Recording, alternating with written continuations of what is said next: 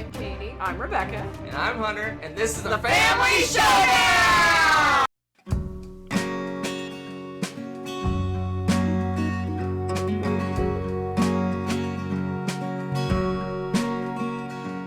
Howdy folks, welcome to the Family Showdown. I'm Hunter, this is Rebecca, and you may have noticed that we're doing this a little bit differently this time around. So this video is coming up as a premiere. This is going to be the new channel format for a little bit. We're going to try it out.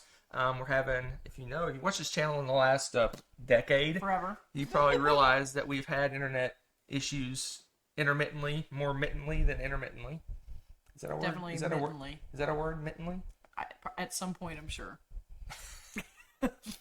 So we're going to start doing premieres so that it's going to show during our normal time, Tuesday evenings in the U.S. And you can go in the chat. We're going to be in the chat. If you're watching this, you probably already know we're in the chat. But we're going to be in the chat, and what we'll do, since we're going to be doing this pre-recorded format, is during the top 10 list, which we're doing tonight, we're doing our top 10 travel games.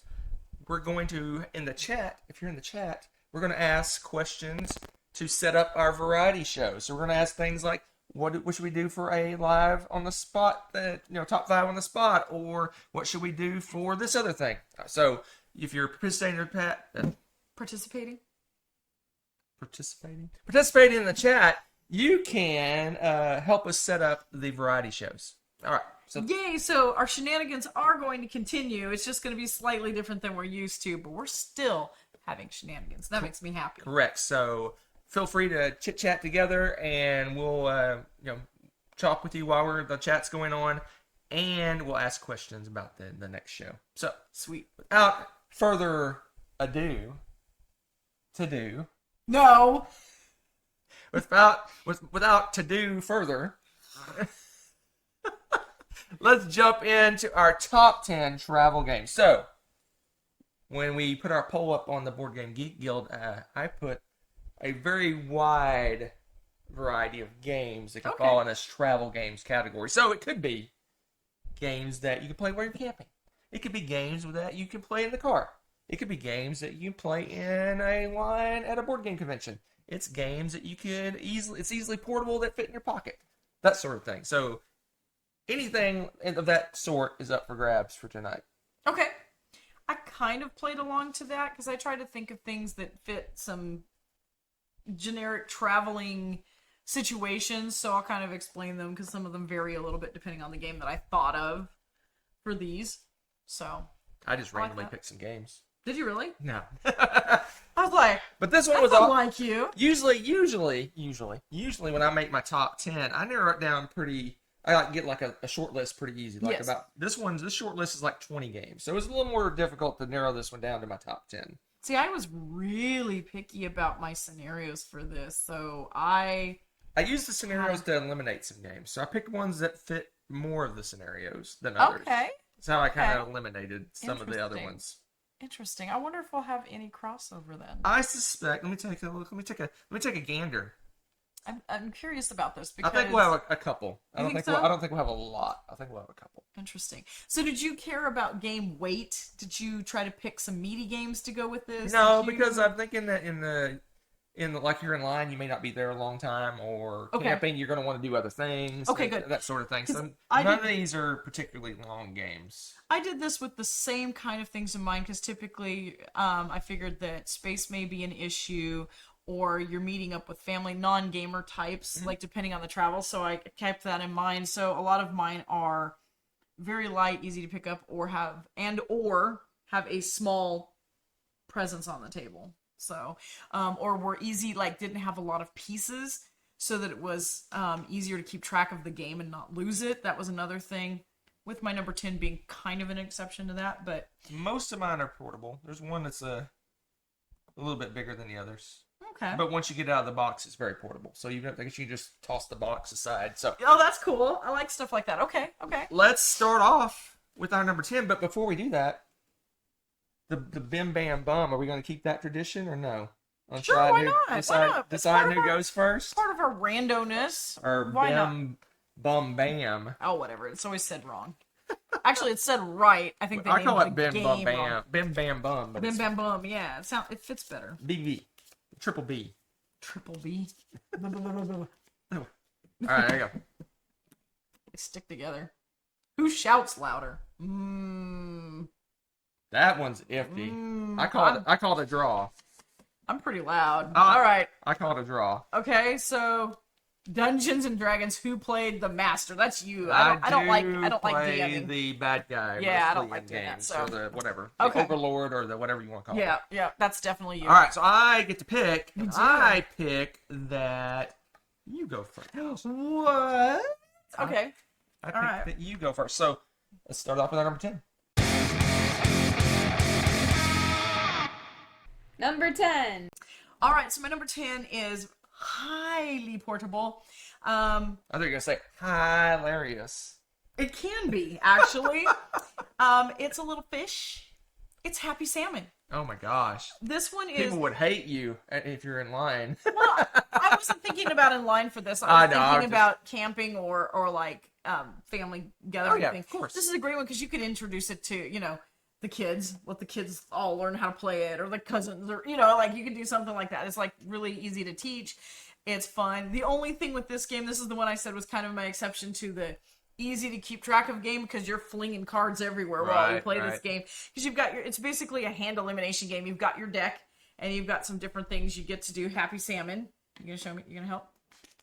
Yeah, you do like stuff like this. So when you pull up this card, you want to find somebody else that has the same card. You are a prop, and very, very nice prop. Okay, so you have cards like that, and as soon as two people do that, you do the Happy Salmon thing. You throw your card away. You're trying to get rid of these cards as fast as you can. Everybody's getting different cards because they're random, of course, and it's hilarious. It's pretty fun. There's 2 different versions of this game. So if you're sick of people shrieking and screaming, there's a silent version, which is actually really hilarious and pretty challenging because you're trying to signal to people while you're doing this at 100 miles an hour. It's one less cue you have. You don't have the sound cue. You have to look. You actually need to be looking. And I think it's a great game for that. So Happy Salmon was my number 10 pick. Not bad. Not as cool as mine. Oh, I did. Well, actually, it's more cool than mine. Mine's more studious. Ooh. I have a studious number 10. My number 10 is Timeline. Ooh. So we have all our timeline cards crammed into our timeline challenge box. We could pull a stack of those out. Yes. And slap them in a Ziploc bag and take them somewhere and play a game of timeline. And all you do is a hand of cards, and you're just playing out a little timeline on the thing. So you have different events and things that happen, inventions or current events, different event things that happen, and you're basically putting them in date order, and as the timeline gets bigger and bigger, it's more difficult to figure out where your particular card goes. It's a card shedding game. First one person to get rid of all their cards wins. That's good. So I would not say Timeline Challenge would fit this category, but Timeline itself, the original game, would fit this category. So, spoiler alert, this was my number 11, and I debated about this because I was thinking about talking about Timeline, but also talking about Timeline Challenge, because if you were sitting down with the family and Timeline wasn't quite enough, you could just bring the game and make more of a thing with it. Right. Like, it's so versatile that way. So you're doing a little more. You're like the destination vacation. I am. Thing. I'm trying to do different scenarios. You're doing like you're traveling to some place and then doing stuff with people. Yeah, I'm more like you're in the middle of nowhere, or you're in a line, or you're in a car. So about like you're it's a different perspective. I like that. And it is fair dinkum. Yes, indeed. Should we move on to number 9? Number 9. Number 9. My number 9 actually is highly portable because you just have to carry the box. The game itself is contained within the box. You don't play the game outside of the box. You know which game that is? Strike. No. Oh. Although, I was thinking about putting that on the list, and I probably should have. Right. But that's the first thing I thought of. Played in the box. I have no idea. Hand-to-hand Wombat. Oh my gosh! Because tell me, like, Strike would be good too. Actually, that's a really good one, and I probably, that should be on my list, to be honest. But I was thinking hand-to-hand Wombat because this one would be such a funny family game to play with people that have never played games like that before, because it's all contained inside the box, and you're trying to stack these different colored squares in a stack, but they have to be from largest to smallest, so it kind of makes almost like a pyramid kind of thing. Reminds me of those toys, the baby toys that they always had. I think they were Tupperware toys or something. They had Right. like big fat donut rings. Right. And you had to stack them on the Right. little stick. It reminds me of that, but you're doing this blindfolded, and there's a traitor. There's a traitor. I mean, it's blindfolded with a traitor inside a regular sized board game box. Dexterity game. It's fantastic. It's insane, and you'd be amazed at the creativity of the little sneaky traitors. It's so much fun. I actually enjoy being eliminated from this game as much as playing it, because when you're eliminated, you get to stand and watch all the shenanigans and see who the traitor is and what they're doing for their tricks. It's so much fun. This is one of the few games that I can honestly say that it's an elimination game that's fun. It's fun just to watch. Yeah, like it's really cool because I don't know, a lot of games like that you're out and you're like, I guess I'll go watch TV, or something. Not this game. This game's ridiculous. So anyway, hand-to-hand Wombat, some crazy shenanigans. All right, my number 9 is just basically a deck of cards and some tokens, and that is the Crew. The Crew. Take your pick, the That's a Deep Sea great one pick. or the Space one. I don't know what their names. They have some weird name. Deep Sea Adventures or Adventures of Robinson Crusoe. I don't know. Anyway, What? Robinson Crusoe. there's a Space one and a Sea one. So pick your poison. I like the Sea one better just Yes. because it's A little smoother. a little bit more going on. I mean, a little more streamlined, I guess is what I'm looking to say. Yeah, but That's it's a just great it's just a trick-taking game where it's cooperative. So you maybe have different goals you're trying to do. Like a certain person has to have a specific card and they have to take the trick with that card, or you have to do a certain card in order, or different kinds of things. So it's different goals. It's cooperative, and it just comes in a little tiny box, and it's just a deck of cards and a few little tokens, and you're good to go. The Crew is my number 9. Nice. Number 8. My number 8. This is one that has a regular board. This is a board game board, but it's a normal sized board game board. And we're not talking the ginormous, ridiculous game table hoggers. This is a traditional size, nice little board game. And that's Tsuro. Talking about max 30 minutes kind of game. You got people with their tokens and you're building these little snaky mazes that the little people have to follow through. You can teach it in like a minute. It's easy to teach anyone how to play this game, and it is so engaging and fun and kind of an antagonistic, but like it's just a really fun game. I don't think I've ever had a mean-spirited play of this game, and I played it with a lot I've had of some random mean-spirited plays. Well, that doesn't count against me because I mean, I'm mean-spirited. oh, well, that's fair. That's fair.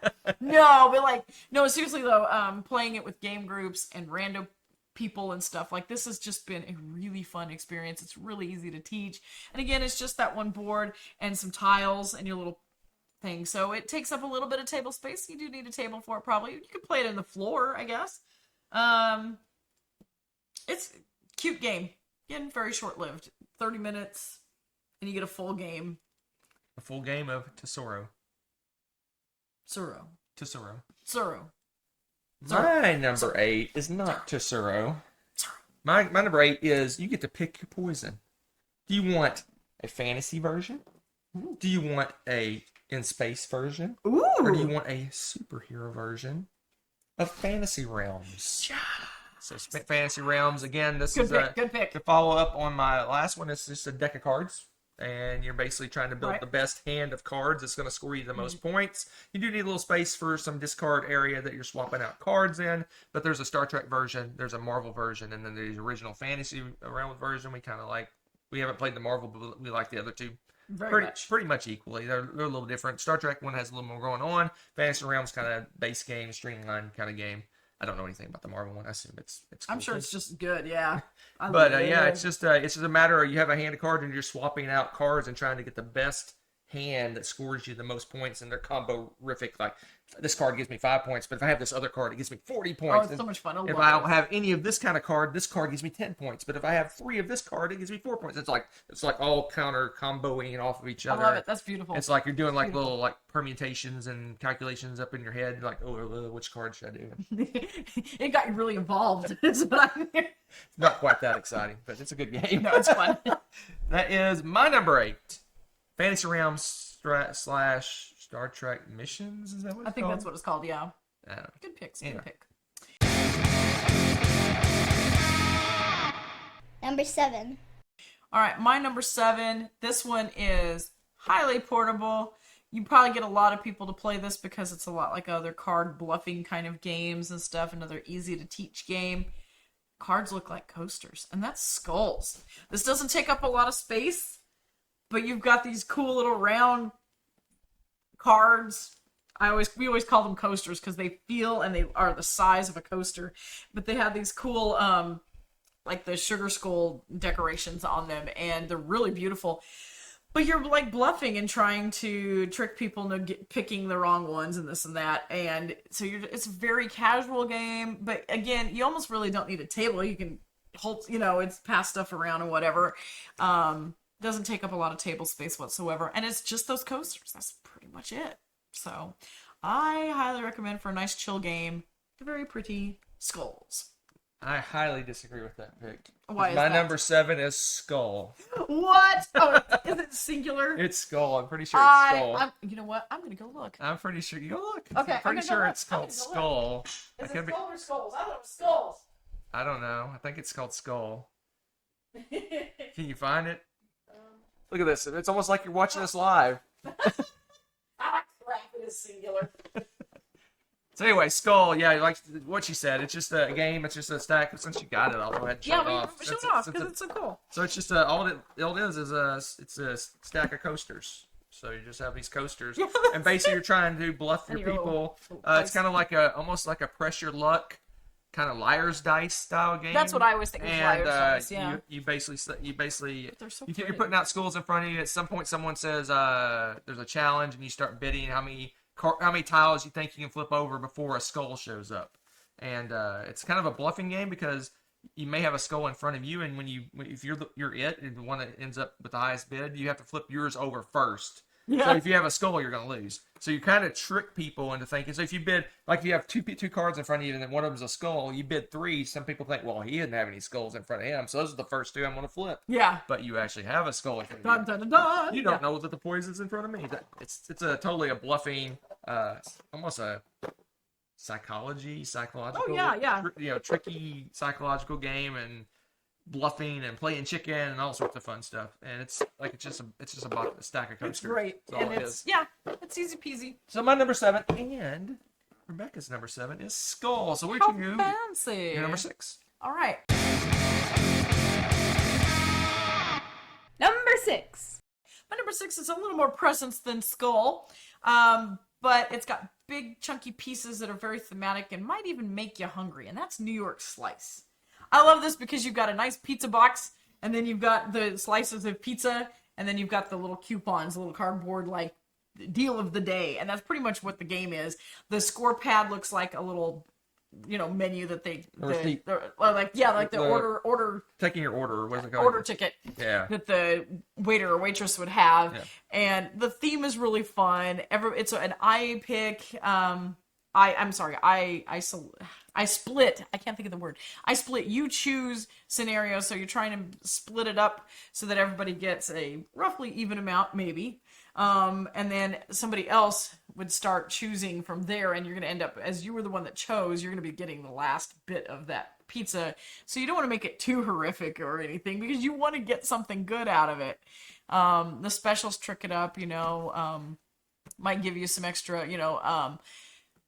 is it anchovy? No, it's not anchovy. Is it anchovies that are bad for you on I think this? so. Yeah, so if it's that, like, there's one little deal that's like they're actually good for you, or there's some little things that trick up the game scoring and stuff, so you want to pay attention to the deals of the day and things like that as you're collecting your sets. And it's really fun. It's pretty easy to teach, and everybody gets behind pizza.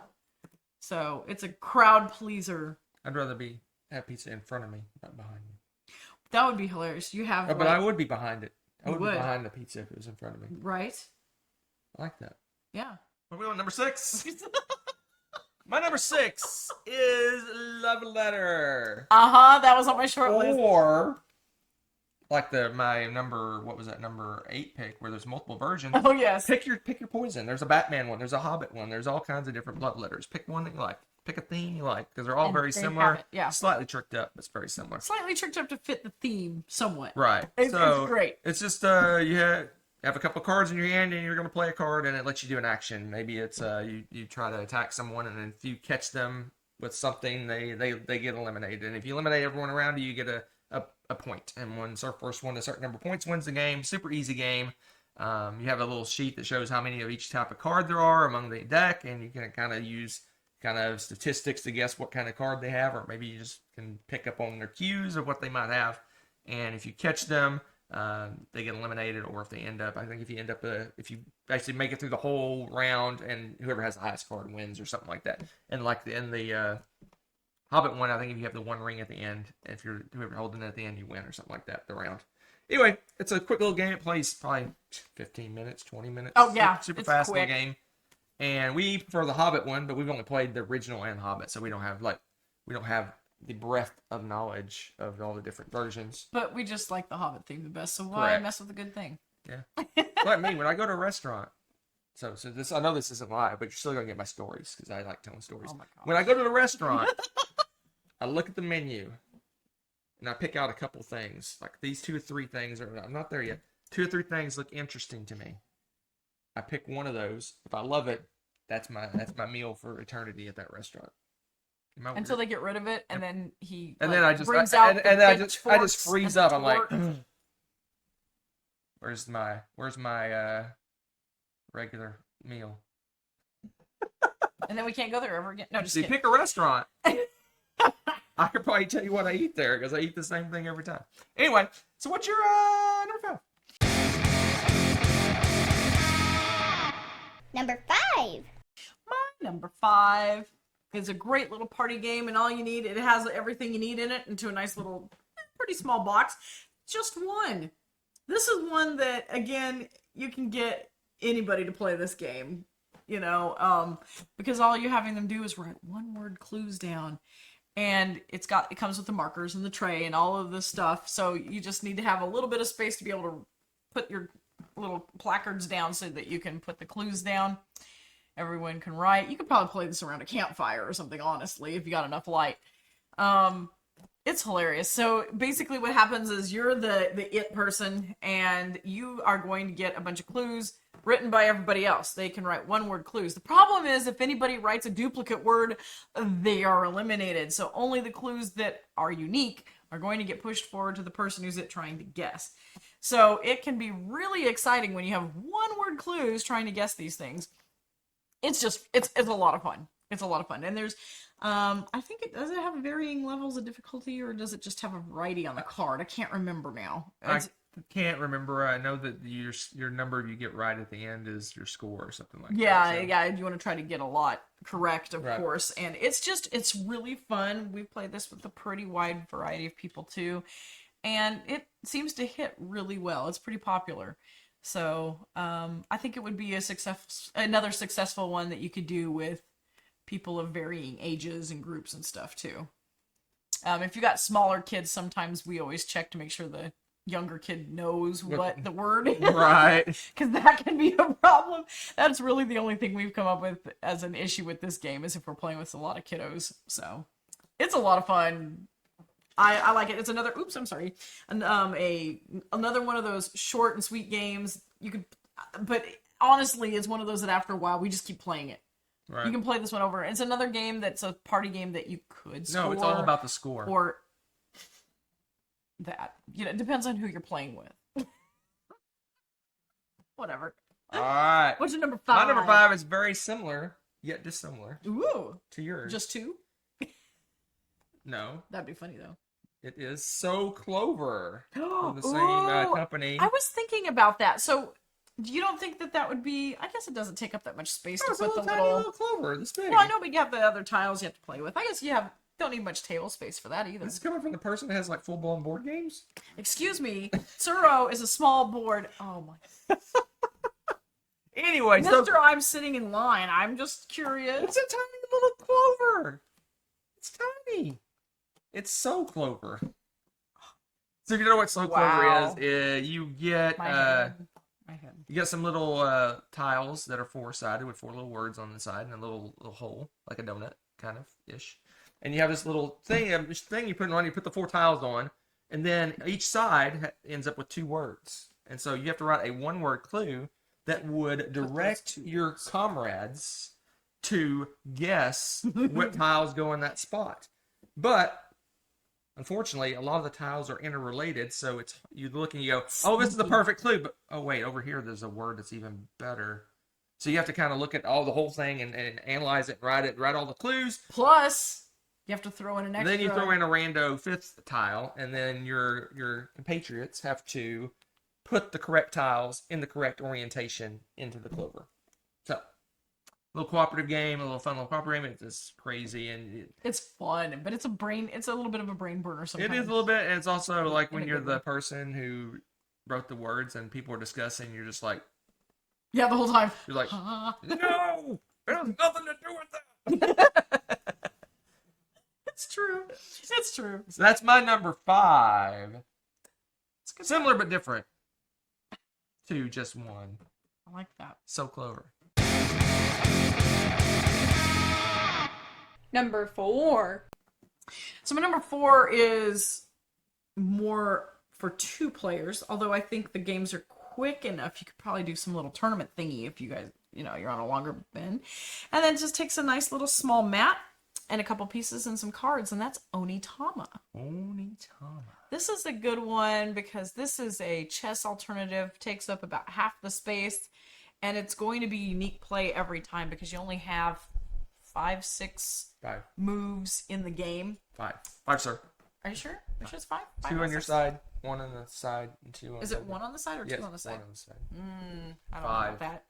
Final answer. Okay, I can't wait to see the chat on this one. It is equal to, greater than, or less than 5. Wow, way to cover your bases there, Haas. So yes, Onitama though, it's like playing chess. You're trying to take over the other person's side, but you have a certain types of move only, the ones that are on these cards that we're arguing about. So you either have 5 or 6 different moves that you can make, and once you use that move, watch it, you shift it away from you, so that means it's available for the next person. And it's really cool, so you're cycling through these moves over and over, so you need to be a little bit mindful of that, but at the same time you're also trying not to get your pieces taken and stuff. It's great. I prefer this to chess, to be honest, because every time we play it's going to be different, because they have a whole stack of cards. You're going to get different cards. I think it's pretty. I know there's some chess sets out there that are amazing, but this one's beautiful and inexpensive.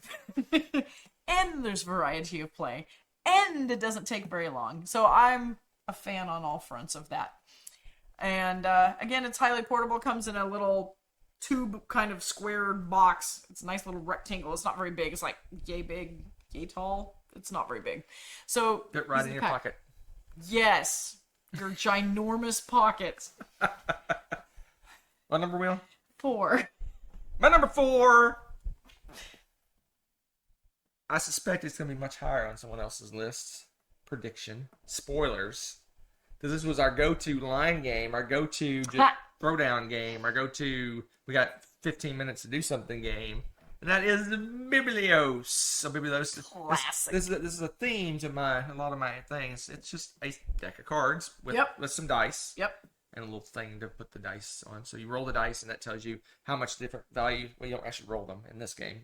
No, you don't. In our game, we roll them. We try to mix it up a little. But in the standard game, they're set to certain numbers, and there's ways to manipulate those up and down. That tells you the value of each suit of the cards, and it's just you draw a card, and you have a choice. Do you give it to someone else? Do you keep it, or do you put it in the auction pile? And you go through the entire deck once. Then you take all the auction pile, you put it off to the side, and then you start flipping those over, and you're bidding on those to buy them. And you end up with a hand of cards, and then you score them. Whoever has the most of each color card, gets the point value that suit of card happens to be. Whoever has the most points wins. Yeah, it's good. I'm sorry, I don't know why I'm choking.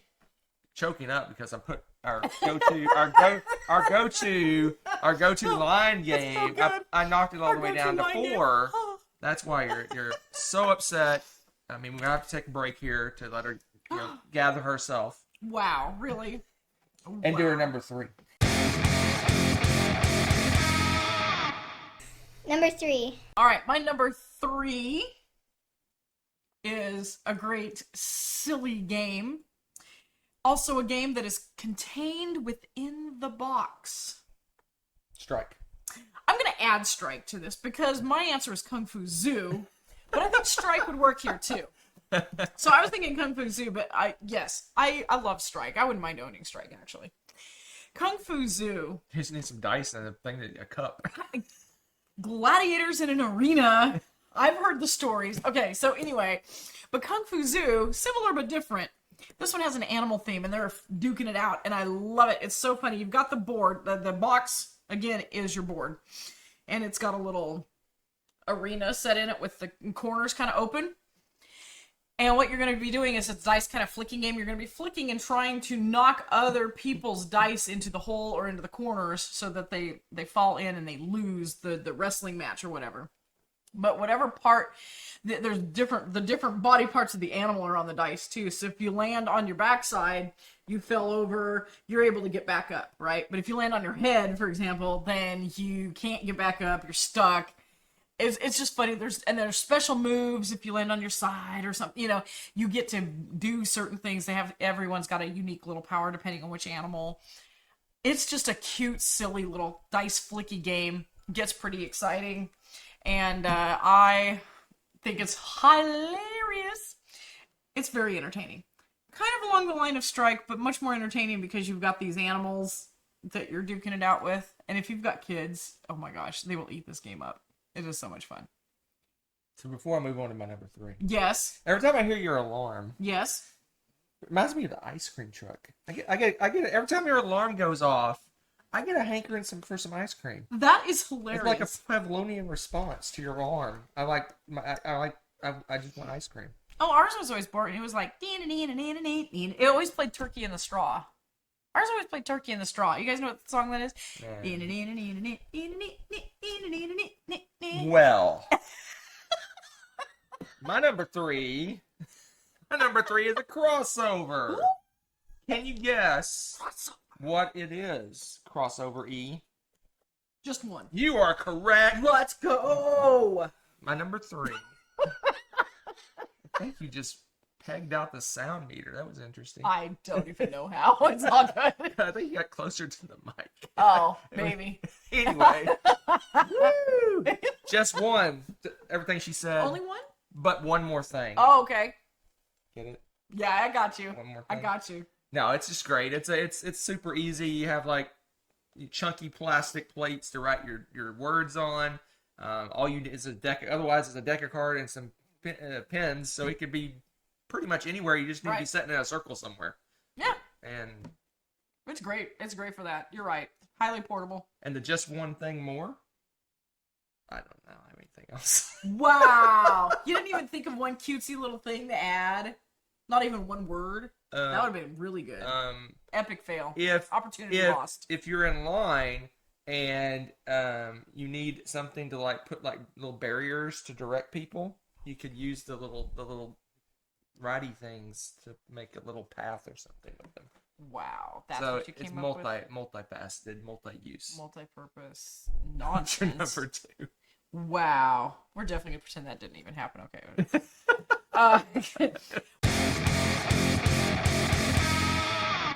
Number 2. My number 2 has some bits to it, but it's all pretty well contained, and that's Draftosaurus. This game is so cute. And it's one that, it's like adults and kids like this because it's the little dinosaur meeples. They're adorable. I'm an adult. Look at me. Oohing and eyeing over little dinosaur smack. And then, so they're in a bag for the most part of the game until you're putting them on your little player board. So they're kind of all in one area. And you grab a handful of dinosaurs, you're drafting one, passing it on, putting it on your board, and then at the end you score. It's really just a cute little game you could teach to... I think a lot of people could pick this game up pretty quickly. It's a lot of fun. It's got really good icons and pictures to kind of help guide you if you forget. You're like, oh yeah, it's different dinosaurs here, And it's got 2 sides to the board so that if you want to do, there's like a summer and a winter version. If you want to get crazy, I wouldn't recommend it for traveling, but they do have expansions, which are really cute. But that's just more boards and stuff you have to keep track of. So I wouldn't do that on a trip. I would just stick with the base game of Draftosaurus and It's delightful. It's colorful. It's cute. And it's another fast game as well. I think it's another 20-minute game. So, Draftosaurus. Rude. It's actually on my short list. Anyway, let's move on to my number 2. Okay. My number 2 is the long forgotten, little known, little discussed social deduction game known as Insider. Oh, that's excellent pick. That's like the most portable game ever, except for those ones that are the size of It's a gum. little tiny box, and So cute. all you have is little tiles that tell you what your role is. Either you're going to be a regular person, I think they're called commons, or you're the master, who's like the director of the game, the person running the game. Excellent. Or you're the insider. So all you have is a set of tiles and then a stack of cards, and the card tells you the secret word. So the insider knows the secret word, the master and the insider knows the secret word, that all the other people don't know who the insider is. Okay. And it's a game of 20 questions. So maybe your word is refrigerator.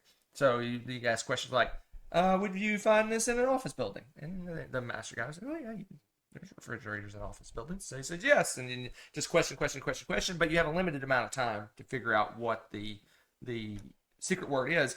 The insider knows the word, and a lot of times, depending on the level of play of the game, it could be so obscure. Without the insider's help, the rest of the people are never going to figure out what the word is. So he's got to kind of help out every once in a while, like kind of interject and kind of guide them a little bit. Okay. But he doesn't want to be so obvious, because at the end, if they do get the question, if you don't get the answer, the that's question, right. I remember that. everyone loses. Yeah. But if you do get the question correct, they have to guess, was the person who gave the correct answer the insider? That's the first thing you have to guess. Yeah.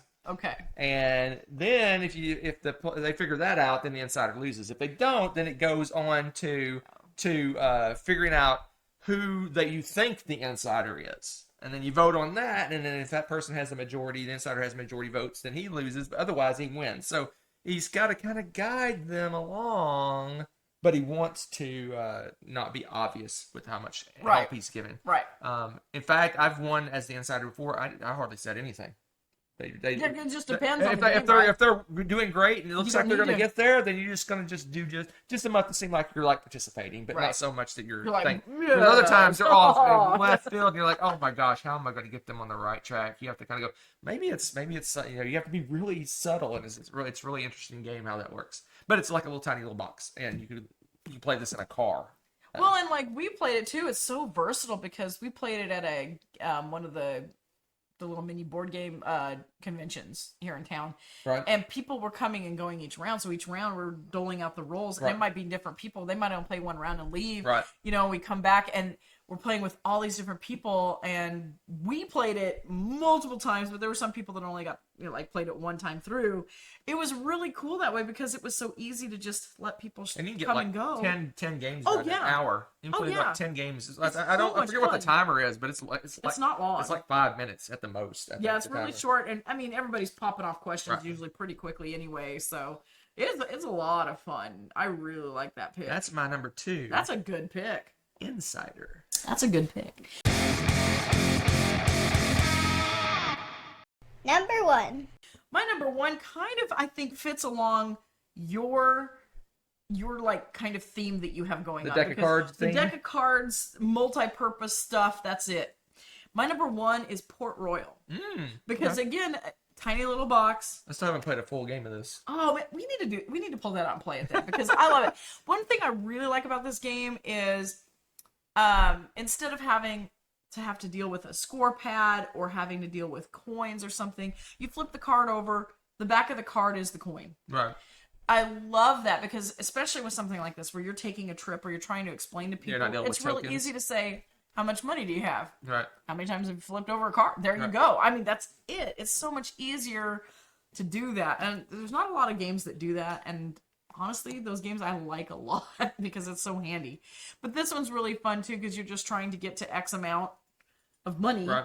And so it's really easy to keep track. Well, I say it's really easy to keep track of that because I ended up getting that amount and didn't realize it because I was just like in the game. I was like, so focused on the next round, and I've already reached the goal. Yeah, I mean, so that's probably a danger, but it's great to just, you've got your money laid out, you're just doing your thing. The turns are very, it's like typical like deck builder kind of games. You know, you do this, you do X, you do Y, you do Right. Z, and then you're done. Next person, you know, it's really nice and smooth. Everybody does their thing, and then it just goes to the next person. It's fun, easy, fun to teach. A little more gamery. This probably wouldn't be as I think you can still teach people. I'm just saying it's not as easy to just drop on family members that don't play games as much. Yeah, here's the game. Play it.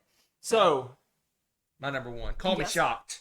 Call me flabbergasted. But not late to dinner. Call me discombobulated. Oh my! That this did not make your list. And Biblios didn't make your list either. I know. I messed with your mind. What world do we live in? My number one, Telestrations. I thought about that, but I was thinking that box is so big. All you need is a stack of the That's little fair. things That's and the fair. pins. I was looking at the boxes. I don't know why, but you're right. You could just take everything out. Telestrations. I mean, you just need a It's card. totally true. You just hand out a pad, and everyone gets a card. They look at the card and writes a word down, and you're off to the races. That's and such a and you can good literally game. pass the pads around a car or wherever. Oh yeah, you can wherever you want to. Here you go. Here's the driver. The driver wouldn't be playing. I think I pegged out. I can't get too excited because I peg out the sound meter. So I got a little excited there. I apologize. A little excited. The driver would not be playing Telestrations, but the driver can pull over and look at all the answers and then take up driving again. I don't know. I got nothing. But anyway, That's fair. It's just super portable, super easy to play. That's a good one. That's a good one. You definitely can do it like around a campfire or anywhere. Great game. Yeah, very portable for that purpose. The only issue is the pins dry up. Yeah, you gotta make sure your pens are stocked and that you don't lose the little erasers because those are handy. So that's my number Yeah. one. That's a good pick. Telestrations. That's a good pick. And we only have the giant box because we have the 12-player mega party pack. That's what I was doing is I wasn't thinking about grabbing games and just taking them out of the box. I was thinking of them as is, which you're right. Telestrations would be ideal because you could just take it out. Duh. But mine are all like pretty portable. Yours are easy to. And especially if you portable. obviously if you know how many people you have, you only bring that many pads, so you see. Oh, that's fair. see Yeah. If you less know, stuff. that's true. All right, I like that. that That's is pretty good. our top 10 travel games. Do we want to go over honorable mentions? I have a lot. Yeah, bring out your lot. I can tell you mine really quickly because I did not. I made a very short list. I already told you. I already told you about Timeline and Timeline Challenge. My only other short list that I picked for this year was Love Letter. Love Letter. I've got. See, I thought I would knew her list. I thought I knew her list, but This is what I happens when you don't. assume. I don't know her list. I don't even know her anymore. Because I figured way up at the tippy top of your list would be a thing that you used to throw in your purse to play all the time, and that is Star Realms. Star Realms. I love Star Realms, but it's not my go-to because most people that I like to, play games with the most are like, meh. My number, no, there's no numbers. My number 25. I don't know. Jaipur. Yeah, that's always a good one too. But that has a lot of bits. That's why I eliminated Yeah, that. that's why mine got X. Onitama, what you said. No thanks. That's a good one too. No thanks. Draftosaurus, which you mentioned as well. Yep. Welcome to the dungeon. That's a good one too. Welcome to the dungeon. Push. Push it good. Zombie dice. I thought about that one too. And another one I thought that might be on your list. Are you dumber than a box of rocks? I love that game. I love that game so much. Are you dumber than a box I of haven't rocks? tortured my students with that yet. So, this was our Numbers. this is our pilot episode of the rebranding, reforming, visualization of the Family Showdown. I know that one thing I noticed is that I got to fix the sound a little bit because we're pegging out occasionally when I get like really excited. I didn't even peg out then, but occasionally we'll peg out the sound, which probably just makes like I don't know what sound it makes when you peg out the It sound. probably actually just goes blank. It used to just go quiet. When it maxed out, it was silent. Maybe you want me maxed out all the time. I don't know. Why is only one mic muted? Huh. So let us know what you think of the new format. We're going to continue to have Tuesday evening premieres. We'll be here. Premieres, and we'll be in the chat unless something's going on, which is a added side benefit is if we are out of town or something comes up, we can still film. We can still do the premiere. We just won't be in the chat, or we may be in the chat in wherever we're at. We'll chat to you live from Arizona. I don't know, wherever we're at. We're going to Arizona. I don't know. Maybe. We're gonna be in Arizona. No. Maybe, I don't know.